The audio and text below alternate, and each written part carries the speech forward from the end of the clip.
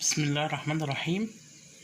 بناتي واخواتي وحبايبي، النهارده باذن الله خارج مصر وجوه مصر هنعمل مع بعض طريقه بطاطس هتعجب اولادك قوي، سواء كانوا اطفال او في المدارس والكبار برضه. فالطريقه دي سلقنا البطاطس، هنهرسها ونحط عليها المقادير بتاعتنا.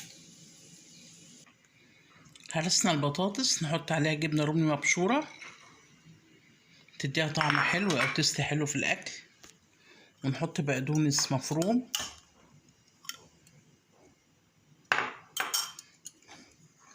ونحط عبارة عن بابريكا، معلقة بابريكا، معلقة توم باودر، معلقة بتاع دوت جوز الطيب واحدة يعني، حبة كركم وحبة نشا. النشا هيديها قرمشة، والبيكنج باودر هيعمل ايه؟ هينفش. ما تحطيش ملح عشان الجبنة الرومي بيبقى عليها ملح. نقلب المقدار كله في بعض، ونحط بيضة مضروب حاطين عليها حبة فلفل اسمر، ونقلبها كله في بعض. بص بعد ما اتهرست كلها شكلها حلو ازاي وريحتها جميلة قوي. هنعملها رول ونقطعها مع بعض. كورناها، بعد ما كورناها هنقطعها قطع صغيرة. بسم الله الرحمن الرحيم. هي عبارة عن ناجتس كده، تاكليه تاكليه لولادك، تاخديه معاكي. ممكن تزوقيه، تعملي بقى بالشوكة بسيط كده، ونرص في صينية لحد ما نخلص مقداري كله.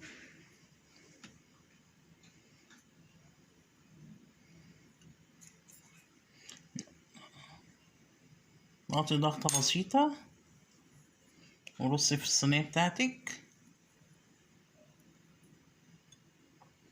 اعملي المقدار كله ونحمرها في زيت غزير. نحمرها في زيت غزير.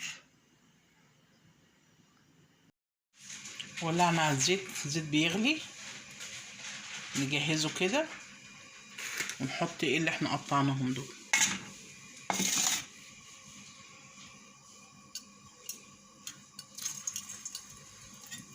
هتاكليها هتعجبك،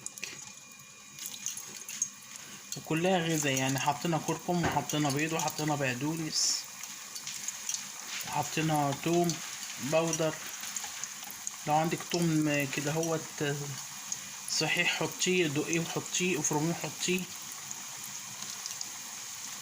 هتعجبك او تعجب ولادك، لان الاولاد بيحبوا التغيير في الاكل. اعملها لهم.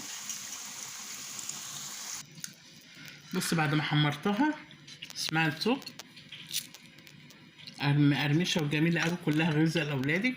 فيها بيض، فيها بقدونس، فيها جبنه رومي، فيها بابريكا، فيها بودرة توم. واعملي لي لايك وهتعمليها هتعجبك جدا، وتابعيني واشتركي في القناه، وشكرا ليكم.